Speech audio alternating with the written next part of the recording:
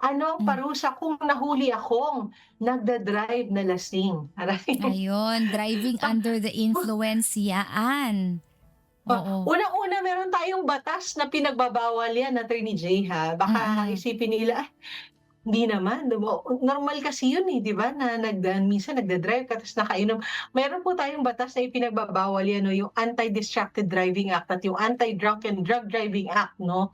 So mayroon Oo. po yang, karampatang kaparusahan, Attorney J. Oo, minsan kasi akala siguro ng ating mga hindi naman lahat, pero mostly hindi nila ay hindi alam na, kahit pa wala kang hindi ka nakaaksidente, walang aksidenteng nangyari, wala kang nasagasaan, wala kang Yes. nabangga, yung act lang mismo ng pagda-drive ng lasing, ipinagbabawal po dito sa ating jurisdiction. Akala kasi ng marami, hindi Yes. naman lahat, pero akala nila, bawal lang 'yan kapagka ako, nakabangga, 'di ba, Nakasagasa, o mm. nakasagasa, 'di ba, ng kunwari meron akong, nabagang structure o kaya na may nasagasaan akong tao or animal for that matter.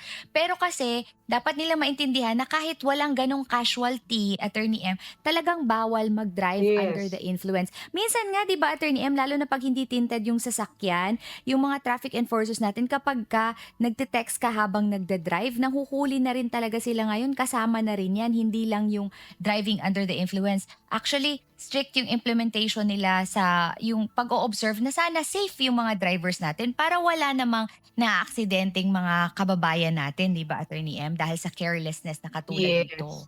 Mm. Oo.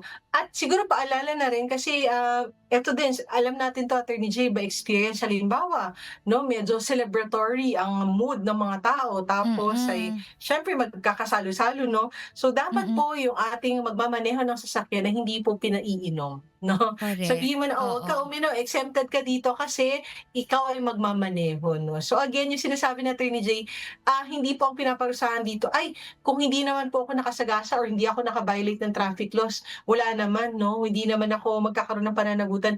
Mayroon po kasi the fact na ikaw ay uminom 'no, ng Mm. ikaw ay nagmamaneho, yun po ay paglabag na po sa batas. 'Yun ang Mm, ating element, hindi yung pagkakasagasa o mhm. yung pag-violate ng traffic. Meron na tayong breath analyzer ngayon dito, 'di ba, Attorney M, pagka, ikaw, Oh. gumigewang-gewang 'yan, puwede kang parahin at, puwedeng i-test kahit wala ka pang naaaksidente, hindi ka pa naaaksidente or wala ka pang nasagasaan, ayan. Sana mag-follow lang tayo para naman, safe yung ating Yes. pamumuhay, 'di ba, Attorney M?